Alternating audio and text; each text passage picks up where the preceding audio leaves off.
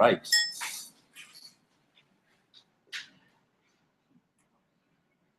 So my name is Michael Kimadi, and you're watching Radiation Live. Our presenter today is Felix Ongati, and we are doing this at C4DLab. Felix Ongati, the floor is all yours. I'll share your idea.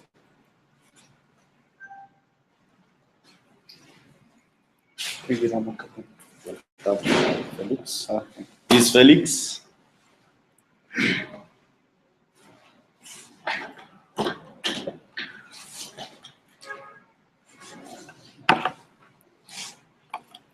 Good afternoon, guys. As you've Marcus said, I'm Felix Ongati. Yeah, the common guy here, but today I'm the one on the hot seat. So I'm here to present my idea before you guys, so that you can criticize it. You can say some good things about it.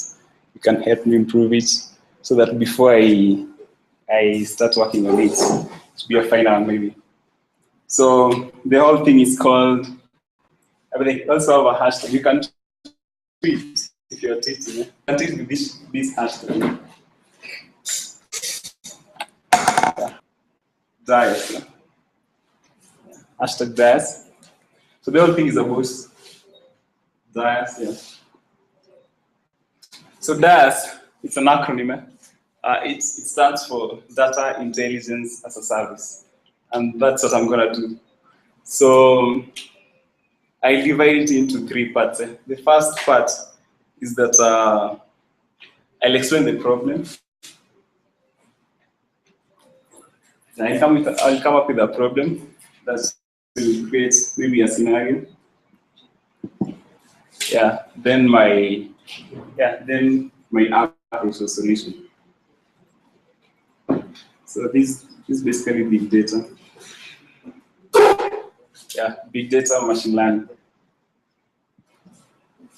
Yeah. So let's think of the first scenario. I'm gonna create problem scenario. It will help in marketing later. We'll see it later. So let's start this way. So suppose I am. Let's say Mike. Mike is working for a certain NGO. So then some guys. The NGO wants to conduct some survey about maybe, they want to study a particular community in Kenya. Let's say the Maasai. They want to study their way of life. They want to, I don't know, they know what they want to do with the data. So they approach Mike. Yeah, so Mike, because he's a tech savvy guy. Yeah, he proposes developing an Android app that will help them conduct their survey. Yeah?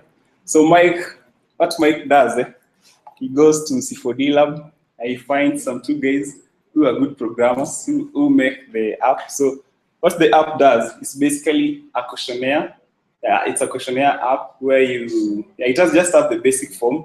It's already been designed. So what you do, you ask someone a question, then the way he answers, you just fill in. So then what it does, it pushes the results to the server. Then later, you go download and analyze it and give the NGO the results. So that's what Mike does. So as he does that, he realizes that these guys, they are working with, let's say 50 people. So he realizes that he has to install this app in 50 devices, which is quite cumbersome. Suppose he realizes there's some bug in the app. So he has to uninstall in all the devices and install again. Yeah, something like that. So because those guys are brilliant, so what they do, they think, let's make a dynamic app that will do this. That will, if you want to conduct a survey, for example, a questionnaire, you just come, you configure. Yeah, it's like I can call it it's like a CMS for questionnaires. So you just come, you configure. The way Google Docs work, so you just create a question. You say maybe in this question 1, I want 5 radio buttons. In question 2, I want 2 check boxes. So you just configure, then the layout is there. Yeah, then you can share. Then in those other devices where the app is installed, you can just share the username I mean, you can share your configuration to those other guys via their usernames, so that when they log in, they see when they access the app, they see the interface for the questionnaires that you've created, so that they can conduct the survey without necessarily installing it. So it's so dynamic, so that any person can use it. For example, the guys of Chumi, they want to study their customers. They can just have the app. Yeah, maybe they have 30 agents, so they just have the app they download. Someone configures the questionnaires that they want to study from users. Yeah, then they share out, then people fill it. Then in the backend, I mean, the web interface now, you have something like, you have a real-time algorithm that runs on the data and generates basic statistics. So it does basic analysis of the data that has been collected. So like so far 3 people have said no, then only 1 person has said yes. So what happens? So when you go there, you'll see the way the graphs are changing. So basic analysis of question by question. That's a better one. So because this app is so dynamic and any person can use it. So many people adopt it and they start using it. It's awesome. So that's not the pitch. That's not my pitch today. But I'll be using that as my market. So everything is free. So you download the app for free. Analysis is for free and everything. So the major thing that I'm gonna do, that I'm focusing on, is now having big data, then using machine learning algorithms to learn from that data. And the major thing is to predict.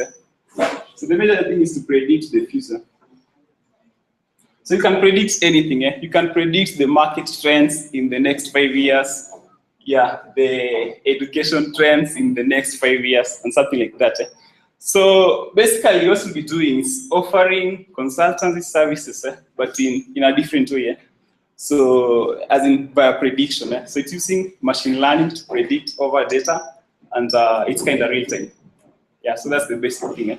So I have a way of, so I come up with a way, so I'm assuming I have a way of collecting all this data. Remember the way the things are happening nowadays. When you go to organizations, you have had something called BYOD. BYOD. Yeah, it's called bring your own device. So for example, when you come to UN, you don't have to come and maybe go to the Com Lab and use their systems or whatever. You just come, as long as you are within the environment, it comes to you, automatically comes to your device, then you can access everything, all the services from your device. And all these things is about collecting data. We have something that is growing, it's growing very much. It's called Internet of Things. These are small, intelligent devices that access net from anywhere. They can access internet. So they collect a lot of data. We have data from social media from anywhere. In fact, I was reading last week an article by Vitangentemo, and he was saying that, yeah, like so many years ago, we had something called oil wars. Remember the oil wars? People are fighting over oil. It came to water wars. Water wars. So now in the future we're going to have data wars. People will be fighting over data. Because the way data is growing and big data is growing, it's going to be so precious. So after all this data from different sites and from everything, so we can tag this data under different topics. So we can have economy, education, maybe shares, and everything. Anything that you can tag, as you can categorize that data into. So at the end of the day, for example, you have an organization, or there's an organization, they can come, consult us, then in their market niche, for example, they are doing something like, let's say they are just marketers. We can tell them confidently, having the data and learning from it. We can tell them this is what is happening in Asia, trend in China, this is the trend in the United States, and in the next 5 years, this is going to be the trend in Africa. So if you want to remain relevant in the market, position yourself easily in the market. Yeah. So that's now intelligence. So we're offering data intelligence as a service, and I think that's all. Taking questions? I'm taking questions. So should I help you moderate the questions? Please do. Or should I start with my questions? Yeah. So basically you're doing a lot of things. You think all of them work efficiently? All of them will work efficiently. Yeah, because big data is the major thing I'm doing. I have no problem with that. Some people have already come up with the technologies to work on big data. Yes. We have Hadoop, we have Java MapReduce that is being used by Google, and it's open source. Yeah, so I can use it. All right. So we can take a couple of questions from you guys. Yes, Elton. Is there anyone else doing this? So is there anyone else doing this? So far, I know what people do. I know what, for example, Google does it, but for their own benefit. Yeah, for their own marketing and everything else. Yeah. So there's nobody doing it as far as we know. Yeah, we have people offering consultancy services. Yeah, but you see, most of them do it from experience. So naturally, they're using something like, the way CBR works, case-based reasoning. So they'll advise you from majorly from the past experience. Yeah, something like that. Yeah, but so here we're advising like prediction or predicting the future. So we're advising you on the future, majorly. So it is a real-time thing. Yeah, real time. Sounds good. Okay, once. First of all, this is I think it's a great idea, and it's a classic problem that I personally encountered.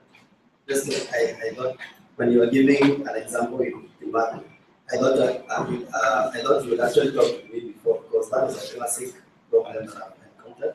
Just like you were saying, the issue with questionnaires and developing under application, the issue of updates, it's a classic problem that I've gone through, and I had my own challenges and we were able to resolve them, but I agree that the way you're going is quite spectacular. I have a contact meeting tomorrow discussing exactly what you're doing. So just a disclaimer. So just showing you that it's actually someone from an NGO explaining to me how they can be able to handle such a problem that they have in terms of collecting data, because they deal with a lot of community work. And I think it's something of big interest. Maybe I'll do my own research, because it's something I've also been looking at in the course of the week. I've seen guys who are doing something similar, especially with the support of MIT. There's something called Open Data Kit. Some companies have already implemented that. It's an open source library and technology. Guys like CTO, FormHub, Tangerine, it's something very similar. So maybe you want to look at those guys and what they're doing. My question to you is, as you predict trends, some companies are saying doing consultancy work. Let's say you have a contract with one of the NGOs in Kenya. Whose data is it?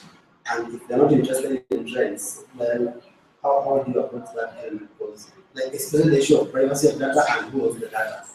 It's one thing to have big data, who owns the data? And how will you handle privacy? Yeah.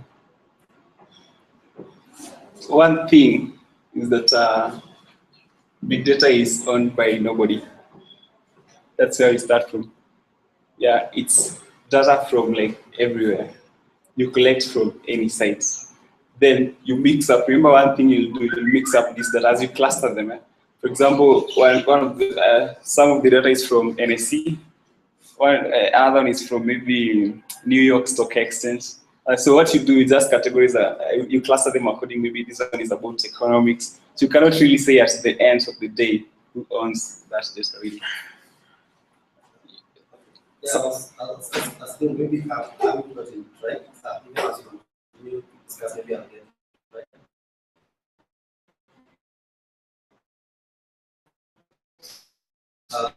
So it's their data, it's them commissioning you, and at the end of the day, there's also an element of they have the format and they have the data to come in, because some of the industry organizations, most of the organizations and NGOs are actually regulated by some authority, or they follow some certain code, certain tools, they call them tools. Like if you're doing health, then the Ministry of Education, the Ministry of Health Kenya has standard tools for collecting health data.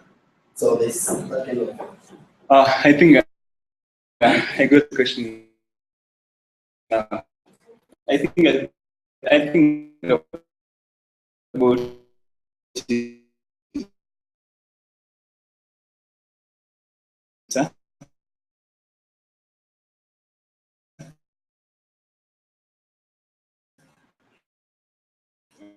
but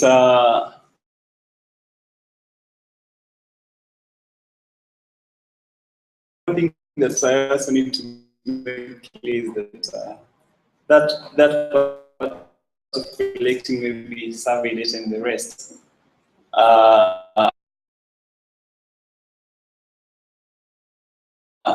That one is okay. Thanks.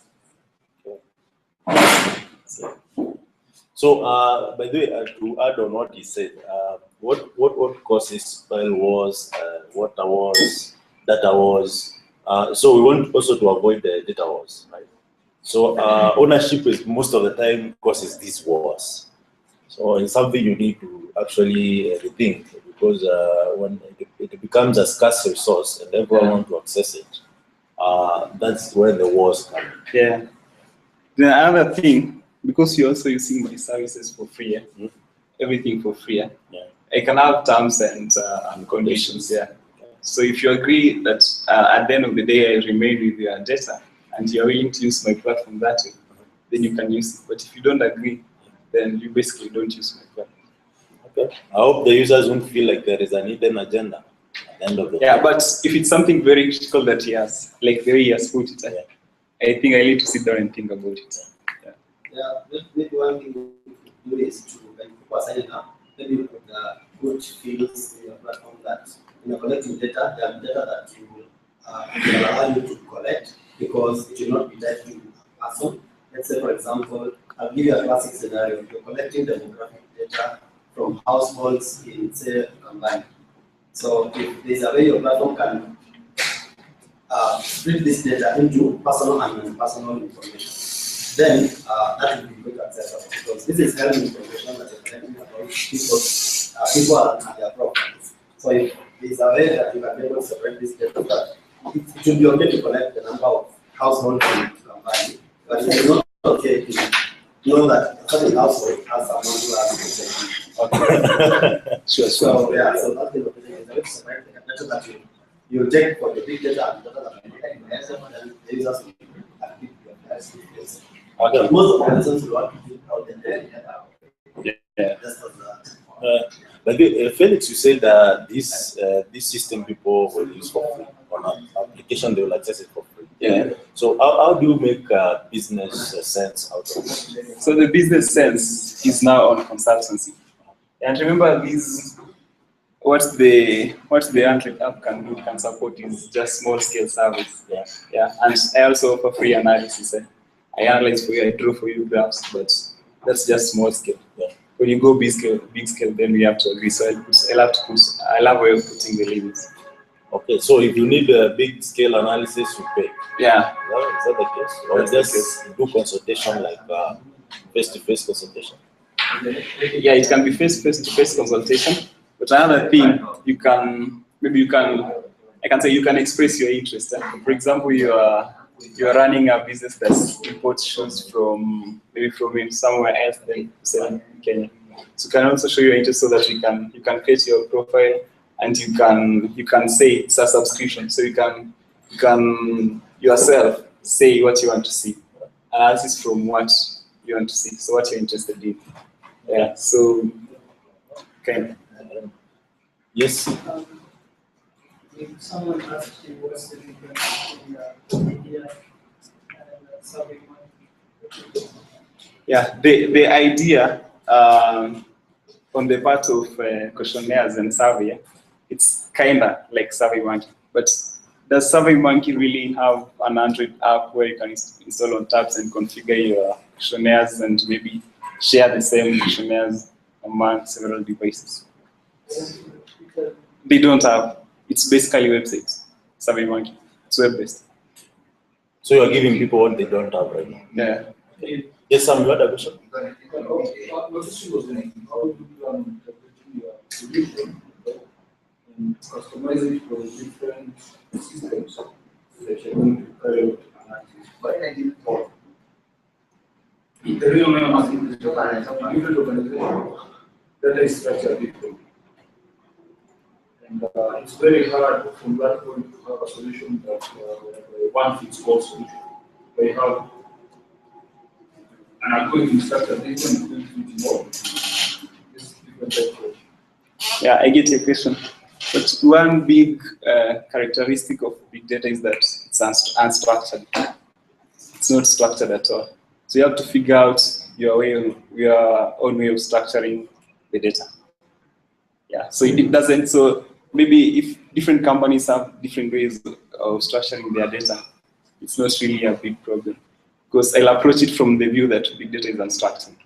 It's that, but no, at the end of the day, it's still structured. Okay, so this is where you're securing the data. So my thinking is, maybe in your money or something, maybe you charge for making a solution for a different organization. But you're dealing with a company such as Promote, they have structured their data is very different from the Apollo has done. And for you to second that data, to connect your system to that, there needs to be some work done. Okay, I get it's it. not cool like that, you're saying it's unstructured. But in the sense that all the things that are structured things Come on.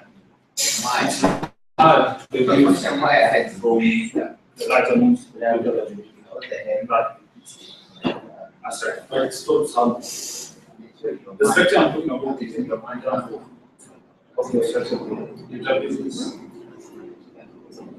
What kind of database are they using? Exactly.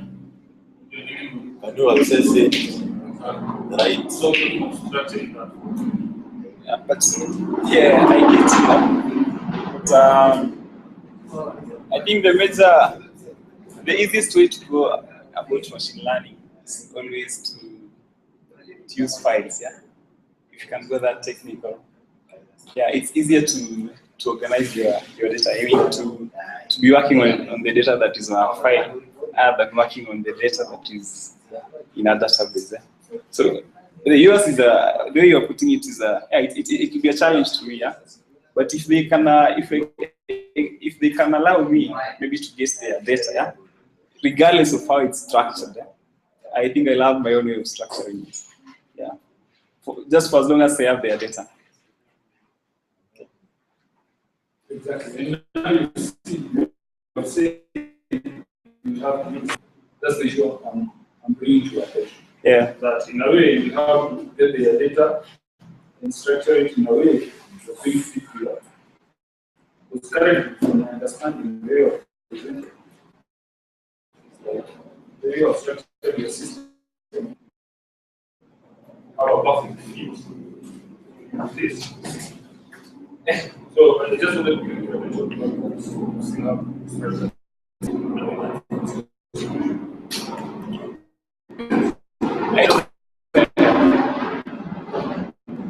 So another thing, Felix, that comes the data, big data, is the security of that big data.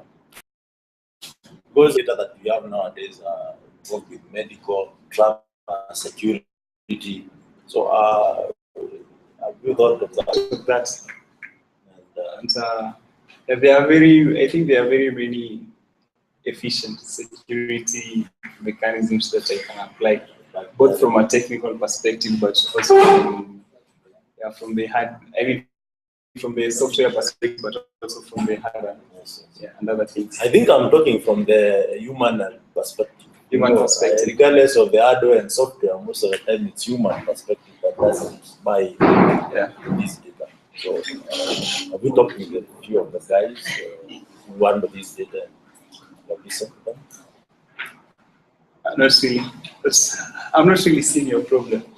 Because their system, actually, they're very efficient system from Oracle, IBM. But most people don't use them. Most of the people who have data, they don't use them efficiently the way they're supposed to. And that's why these companies keep shouting about big data, combined with cloud computing, and get efficient result. But at the end of the day, the end user will ask themselves, where is my data at? what are you doing with my data when I'm not watching? Such questions. Yeah. So I don't know. It's an issue. It's an issue that I think about it. But one thing I believe is that if you choose to use a product, then be ready to take everything that it comes with. Then I hope people will not choose not to use your product because they do that a lot. If you give them that option, they do that a lot. So you have to think from the word go. How do I make a product that will be used? People will love. People will, wake up every day to use because it gives them value rather than just give them choice. Yeah. It's something you should think about. I think of it, yes.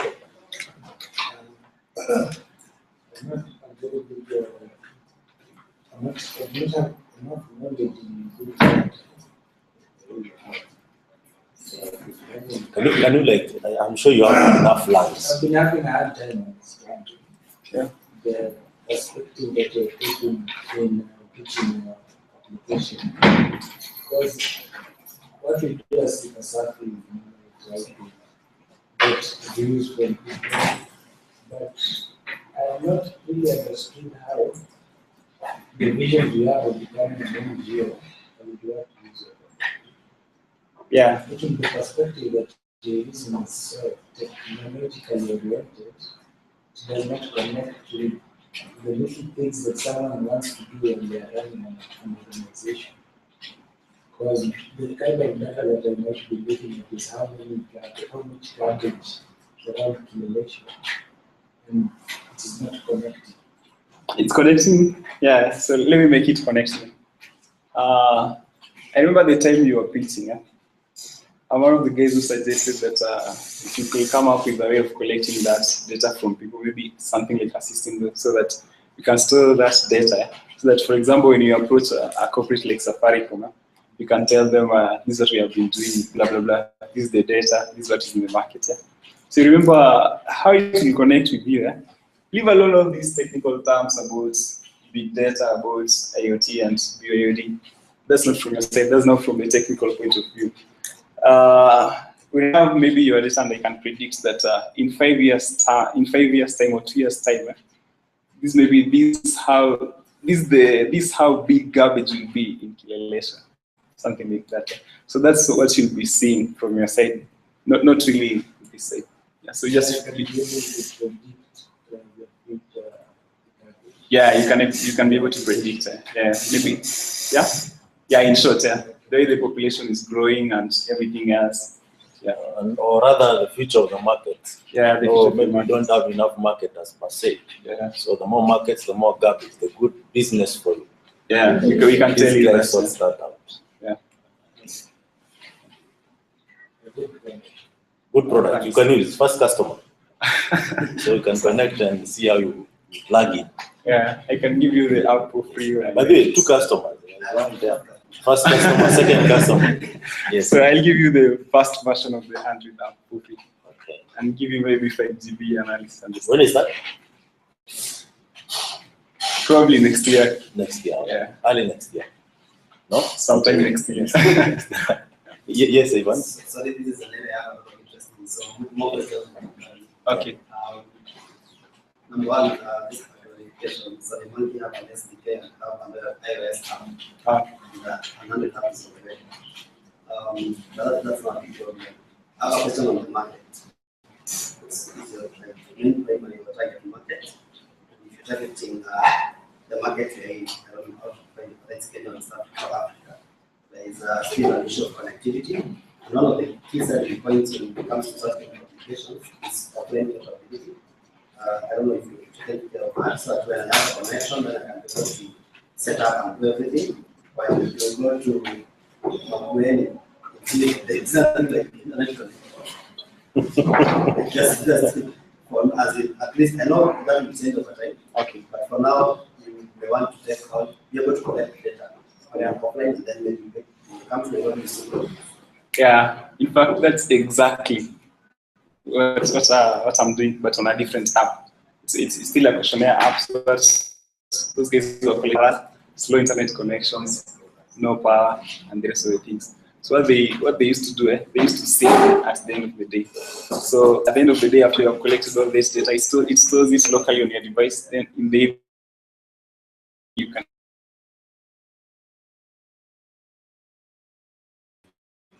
then about it's majorly organizations, and also governments. Yeah. Also LGBT. I was thinking why I can predict and tell the Kenya government in terms of economics where it's going to achieve Vision 2030 or not. So maybe I tell them this is the market trending in what is happening wherever. And I can tell them if you don't do this, this is now the trend. If you don't do this, then it will be irrelevant. You won't achieve Vision 2030. The beauty of online is that from Sweden is what's so he's saying issue of privacy and confidentiality not clear how it will be handled. Privacy and confidentiality. Of course, yes. So I think that actually it will boil down to that. Okay. Every data that you handle around, that's what actually people want to see. Okay. So if you have more details on that, I think someone had asked it. Then I said, I'm gonna think about it. okay. Yeah. So it's not something you have clear about. No, I have a clear thought, but maybe it's underestimated. Yeah. Okay. So when I come back here next time, I'll have a better. So you're going to refine it and come back. Okay. All right, it's allowed. It's a validation. That's why it is. Someone else? No? Okay. So are you looking for partners? Right now, no. No. Yeah. But I'm looking for those guys who can use my app. It's free. Yeah. It's free. It's there. Is it there? Or the first version? Development is on, so maybe sometime next year. Sometime next year. Around March, everything. How many things that after this app is out you can use it? Or release? Yes, you have 3 users. Yeah. Even these other guys in your assignments, you can still use it. In your fourth year HCI, if you do computer science, HCI, there are a lot of questionnaires. You need to create questionnaires. Oh, by the way. Yeah, in fact, there's one that I'm doing. Even maybe it's Monday, yes, you can still use it. Even to check lecturers' efficiency of delivering the lectures. Yeah. They still do that, right? Yeah, so yeah, they still do that. So anything to do with user input, you want to get what people think about something. Yeah. Maybe when you assure us of how you want the privacy and confidential matters in that data, I think you'll have a big pool of users. Okay. Okay. Thanks, Felix. Thanks for coming. Welcome. All right. See you next time. See you next time. All right. So thank you guys. So thank you everyone for coming today. Thank you for the guys who joined us online. This is the end of graduation today. Until next Friday, we have a special guest, Sarah Kabira, who will be covering most of the, after this ideation, how do you go to the next step of commercialization, customer acquisition, and all these other nitty-gritties that are required for your business to make sense in terms of making profit and maybe longevity of the idea. So join us next Friday for graduation. Until then, goodbye. Thank you.